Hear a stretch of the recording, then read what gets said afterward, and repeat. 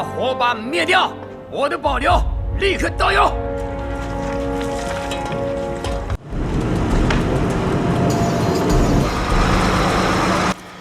您现在看到的这部电视剧名字叫做《人民的名义》，前几年在中国大陆风靡一时。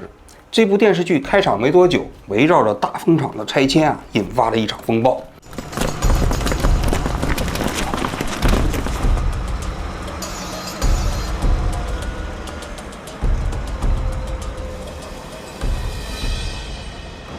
当时警方跟黑恶势力勾结，准备强行拆除大风厂。而大风厂的工人中走出了一个人，名字叫做王文革，他带领工友一起跟警察进行对峙。点火！别！这个王文革的扮演者名字叫做李学正，他是总后金盾影视中心的主任。在这部电视剧中间，他不但是演员，同时还是出品人。就是这么一位在业界还小有名气的影视制作人，在3月23号，他被全网封杀了。现在你去百度李学正这个人已经不存在了，也享受了跟王菊同样的待遇。他为什么会被封杀呢？因为3月23号这一天，他做了一件在业界石破天惊的一件事情，他实名举报中宣部文艺局局长刘汉俊。举报的内容2个方面，第一呢，就是举报刘汉俊违规出书，因为按照中国党政干部管理条例领导干部如果出书的话得报备。第二呢，不能以自己职务的名义。但是这个刘汉俊在网上出了几十本书，既有小说，还有散文，还有诗集但是呢，他没有报备。其次，他这些书的里头都写着他是中宣部学习强国的总编辑、舆情中心的主任等等吧，这些头衔。那你想一想，中宣部直接管这个意识形态市场，那他谁敢不给他出书其次，很多这个书，那很多人买这个书就未见得基于他这个书本身是不是好看，而可能是为了讨好他，这就是以权谋私嘛。第二，李学正举报说这个刘汉俊伪造中宣部的文件，对他进行打击迫害。怎么回事呢？就前一段时间，这刘汉俊向下属部门出示了一份文件。这部文件的标题是中宣部标头，但底下的章子盖的是中宣部的文艺局，内容呢是指示下属单位要处理这个李学正。那李学正就说了，那既然是中宣部文件的通栏是写的中宣部，底下这个公章按道理来讲应该跟通栏是对应的，也应该盖中共中央宣传部的这个公章，那怎么会盖文艺局的章呢？另外，当时刘汉俊出示这份文件的时候，人家的下属部门就要求拍摄这份文件，因为你让我处理人嘛，那我要留下证据嘛。但是刘汉俊不敢，不让拍，只能看。所以这李学正强烈怀疑这刘汉俊其实是自己伪造了一份中宣部的文件，对他进行打击迫害。那你想想，李学正他举报的这个人是中宣部文艺局的局长，那中宣部大家都知道，那对整个文艺出版市场那是生杀予夺的大权。所以他其实在举报的时候他也想好了，他说我就此退出影视这个行业，同时呢，我敢保证我说的每一句话都是真的，希望有关部门我能够配合他们，共同把这个腐败分子给抓起来。说句心里话，他就豁出去了，就想用自己的职业生命赌在这个举报信上把这个刘汉俊的违法的这个事情给他拉下马但是你想想，在中国鱼死网破的结果一般来说都是网没破鱼先死。所以李学正的那个帖子发了之后，大概可能就1-2小时，他发帖子这个 ID 叫金盾影视中心就被封了，旁边还有一个叫什么金盾什么云中心的也被封了。然后第二天，那金盾影视中心的上级主管部门金盾出版社就写了一个声明，说这个金盾影视中心已经被撤销了，不存在，任何人不能再用这个名义从事违法乱纪行为那李学正就发了一个朋友圈，说他们金盾影视中心跟金盾出版社的合同持续到2029年，他们是迫于刘汉俊的压力才发了这么一个声明。你别说，李学正挺硬跟着刘汉俊在这个过招的过程中间，他不太怕那么他跟这个刘汉俊为什么会结下这个梁子呢？这话说的有点长咱慢慢来讲这李学正是山东这个菏泽人，早年呢是菏泽电视台的一个主持人，然后在菏泽电视台干了一段时间之后呢，就想到北京去发展。最早到北京还到我们中央电视台有个叫《神州风采》的栏目做编导。干了一段时间之后呢，他就到那个各个部委里头啊，城市成立的那些新闻中心里去工作。后来啊，总后成立这个金盾影视中心，他就到这个金盾影视中心做了主任。他到这个金盾影视中心之后啊，应该说还是拍了不少有名气的电视剧，最有名的当然是这个《人民的名义》了。后来还拍了一些抗美援朝题材的电影啊。据业界的一些人跟我讲啊，李学正这个人呢，就为人呢就比较正直，有一些朴素的正义感，尤其是影视界、影视行业啊，有很多事情啊挺黑的，他看不惯，所以就经常在网上发言。2021年的时候，他就跟中国演出行业协会啊在网上干上了。事情的原委是什么呢？就这一年的8月份呢，有一个小鲜肉叫做张哲瀚，是演这个，其实他演啥我都不知道，又唱歌的吧，好像是唱歌的。然后呢，他就是在这一年的8月份呢，去日本去参加一个朋友的婚礼。这个朋友的婚礼是在这个乃木希典的这个神社里举办的，结果就被人扒出来了。说乃木希典是什么人呢？是日俄战争中日军的总指挥呀。那日俄战争在旅顺搞的时候，那杀过很多中国的老百姓，那这是沾满着中国人民鲜血的日军侵略者的头子啊。他的神社，你到那儿去参加婚礼，那你这个卖国呀！而且在婚礼上还有日本右翼跟他一起合影，那这是可忍孰不可忍？于是就把打上了汉奸卖国贼的这种艺人，对吧？然后这个时候舆论发酵之后，就有人在网上扒这个张哲瀚，发现他几年前还去日本的靖国神社前面那个樱花那合影，那这就更不得了了。靖国神社在中国那是祭典最高的、阈值最高的这小粉红不能碰的，只要是碰了靖国神社，必死无疑。所以这张哲瀚就吓坏了，就是2021年的8月13号这一天，他就写了一封道歉信，说其实我不亲日，我就是一个纯粹的中国人，我不知道，我无知，我愚蠢啊，请大家原谅，就这个意思。那也不行啊，那当时央视、人民日报、人民网纷纷出来评论他，包括解放军报都出来了，说你这种汉奸卖国贼，哪是一句什么无知可以搪塞过去的，必须凉凉。就在这个时候，8月15号上午9点06分，中国演出行业协会就发了一个公告，说张哲瀚列为失德艺人，发出行业抵制令。大家可能不太知道这个中国演出行业协会啊，它原先是属于文旅部的一个2级机构，后来呢独立出来了，变成了一个怎么说呢，独立法人，是一个自治性的组织。但是呢，定期搞的这个失德艺人的这个行业抵制令啊，在业界呢却有行政处罚般的这个效力。他只要上了这个名单，就没人再用了。比如说电视剧这就不能播了，歌就得下架。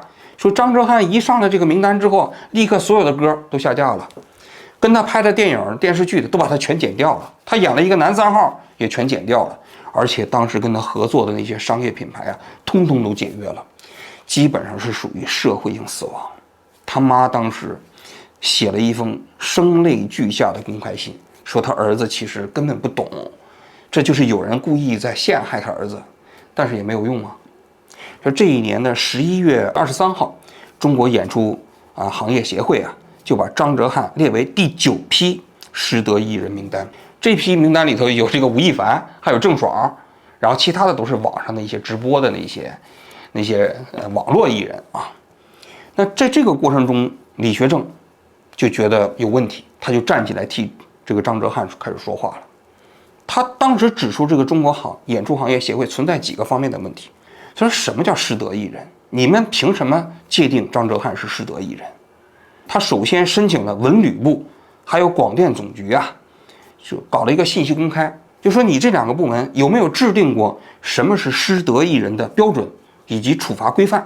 这2个部门都给他回复了，说没有，我们没有这样的文件。那这个李学正就问这个中国演出行业协会了，人家政府主管部门都没有失德艺人的标准和处罚规则，你作为一个民间社团，你有什么权利发布失德艺人的抵制令啊？谁给你这个权利啊？这是第一点。第二点，他查了文旅部自己出台的去日本旅游的指南，包括人民网自己的日本频道啊，说日本赏樱的好地点，都讲到了靖国神社门前的樱花，是著名的赏樱地点。他就问，那如果我们按照文旅部的指南去到这个靖国神社门口去看樱花，回来会不会打成汉奸卖国贼啊？那你人民网、你日本频道，你指导大家去到靖国神社门口去看樱花，什么意思啊？你是不是给人民群众下套啊？你一方面指导人民群众到那去看樱花，回过头来就把他打成汉奸卖国贼啊？这是第二点。第三点，他说你这个处罚决定啊，你是经过你自己的一个叫道德委员会开会做出的决定。你这道德委员会都有谁？什么时候开的会？8月15号这一天早上9点06分你发的公告。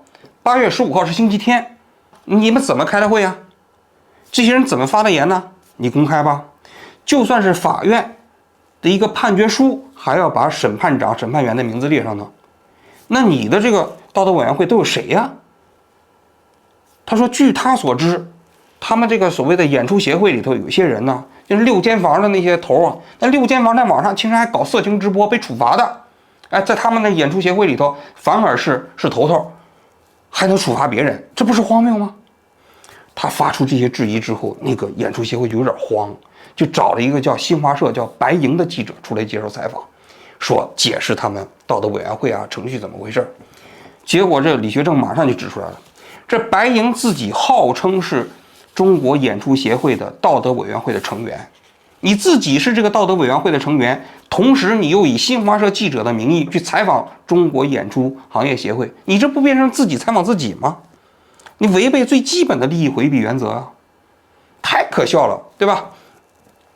然后他还替这个张哲瀚说，你去申诉。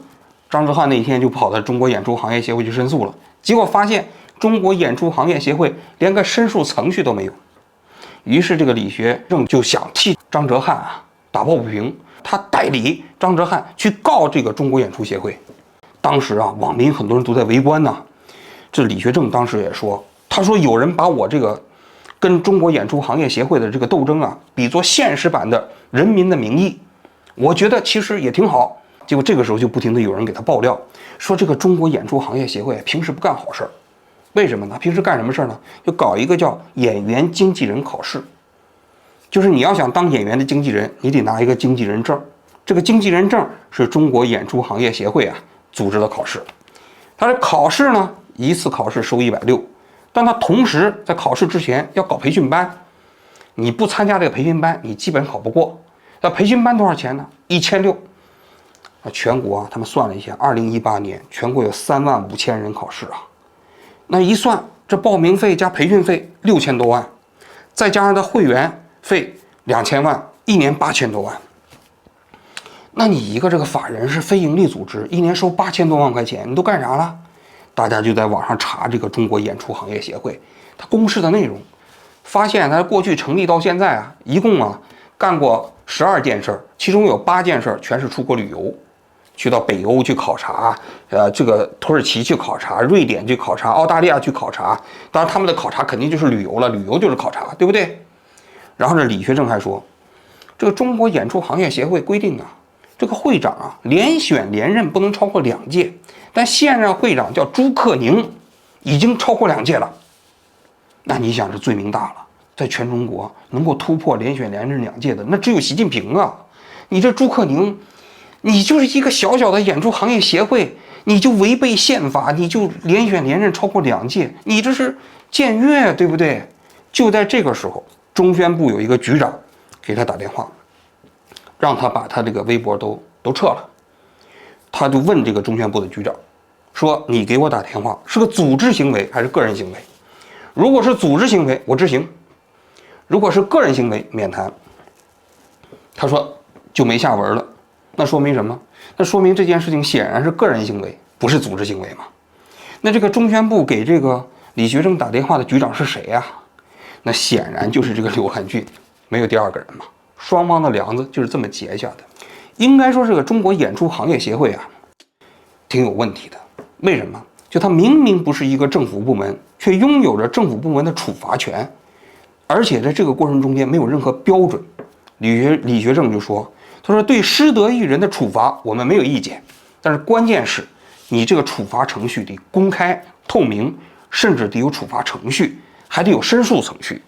你不能以一个行业协会就决定一名艺人的生杀予夺的大权呐。有很多艺人，说实在能够奋斗到今天这种地步非常不容易。你一个抵制令，他整个演艺生涯结束了。你既在这个过程中间又没有一个公开的处罚程序，处罚完之后连一个申辩的机会都没有，那你这公正性何在啊？这过程中间一定会引发大量的寻租。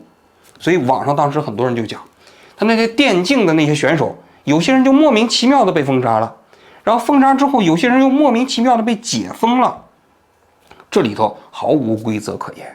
那你想想，可能就有大量的利益盘根错节的在这里面。那么刘汉俊为什么要替这个中国演出行业协会说话呢？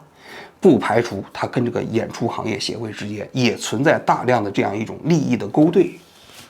这就是李学正其实举报他们的一个非常重要的理由。当然了，他以为他可以以人民的名义这种方式去举报刘汉俊也好，中国演出行业协会也好，那他确实是想多了。2022年1月9号，他的个人微博就被炸了，就被禁言了。4月份的时候又被彻底炸号了。所以他这次举报刘汉俊不是以自己的微博举报的，他是用的那个金盾影视中心的名义去举报的。结果他举报完几个小时之后，这个金盾影视中心的微博也炸号了。可见电视剧毕竟是电视剧，现实毕竟是现实。把电视剧当作现实，说实在的，这其实也是不了解中国的国情。兄弟们，姐妹们，看来他们今晚是要动工了，来了那么多大机器，养兵千日，用在一时。我们护场队今天晚上必须拼命了，把那10桶机油全部推出来，倒进这个火墙。只要他们突破大门，立刻点火。对，蔡成龙早就说了，只有这道火墙才能挡住他们的推土机。哎，大哥，弟兄们，咱们这么干会不会烧死人呢？烧死也活该。他不把我们的大门突破，我们也不点火冲进来。我们必须护场自卫。对，我们要护场自卫，护场自卫，护场自卫，护场自卫，护场自卫，护场自卫，护场自卫，护场自卫。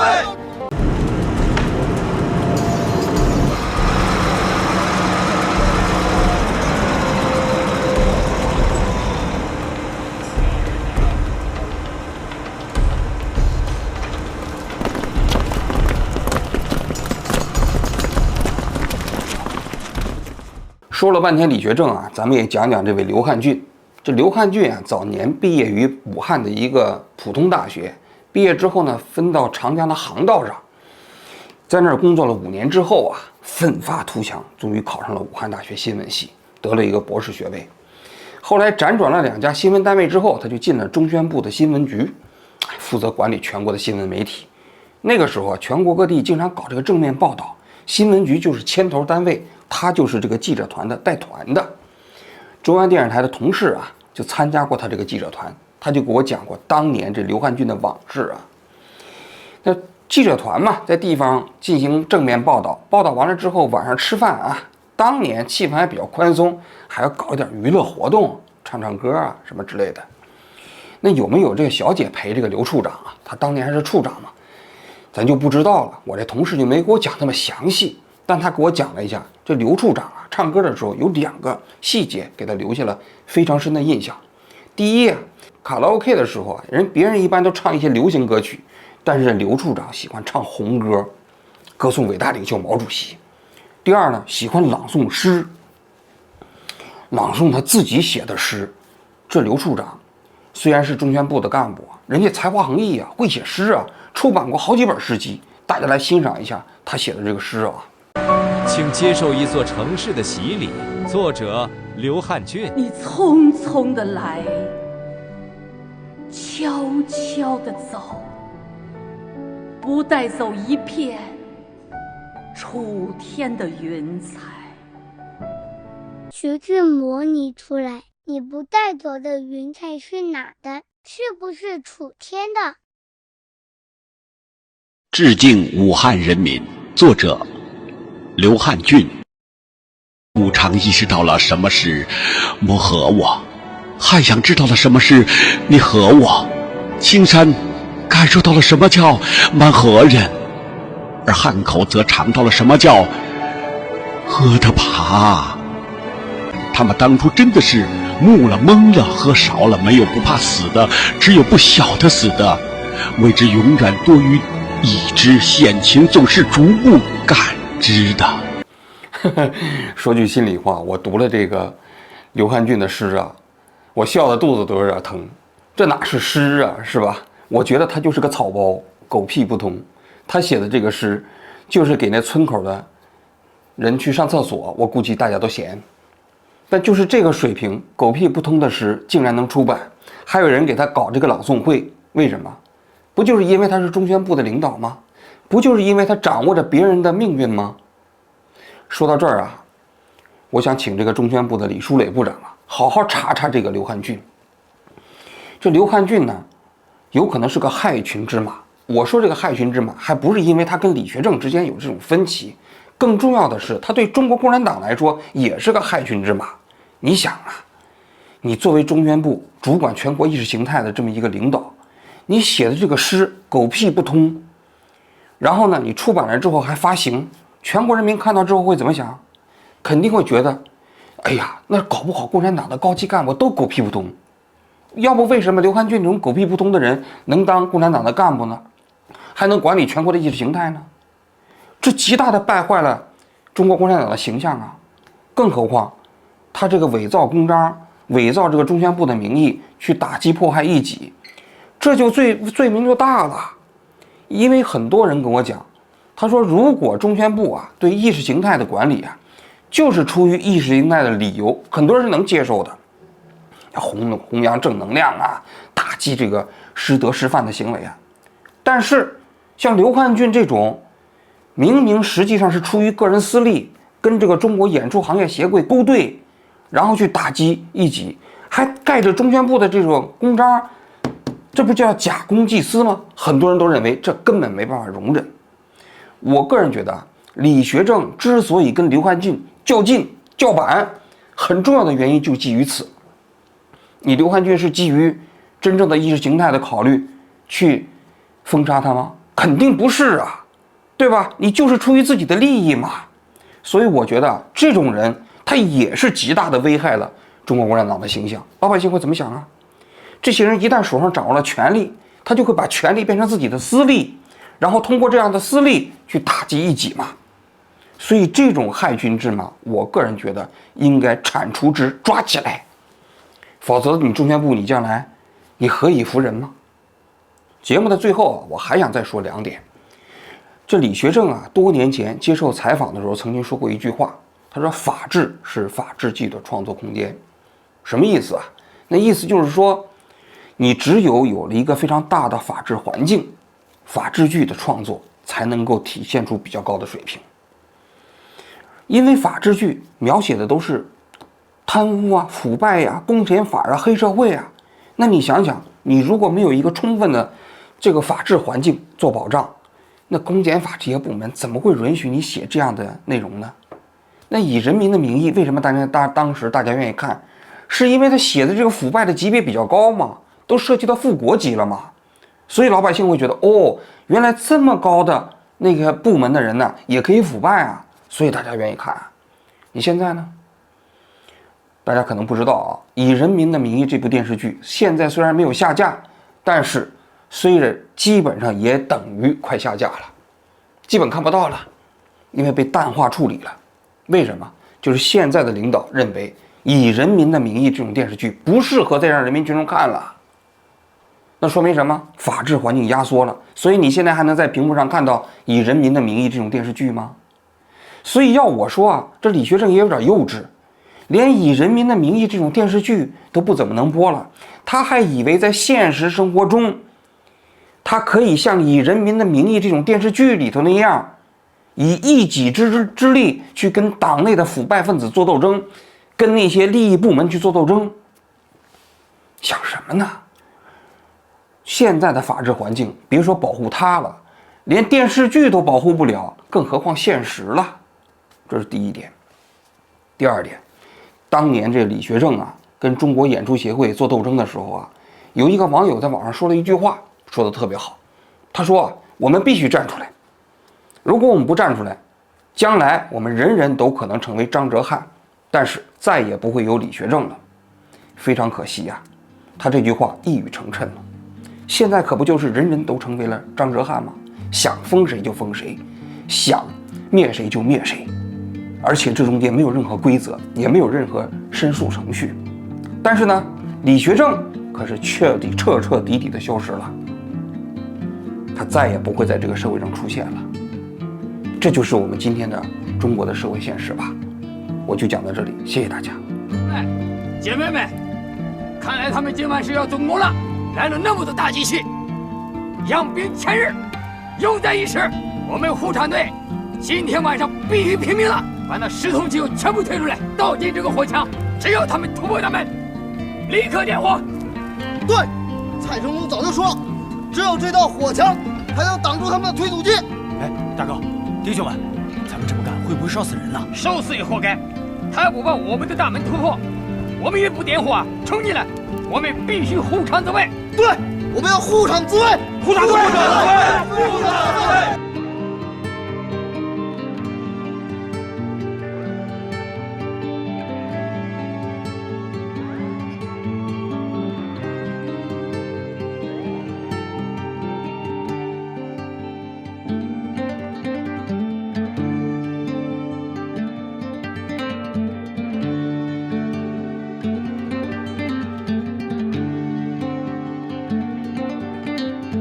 把火把灭掉，我的保留立刻倒油。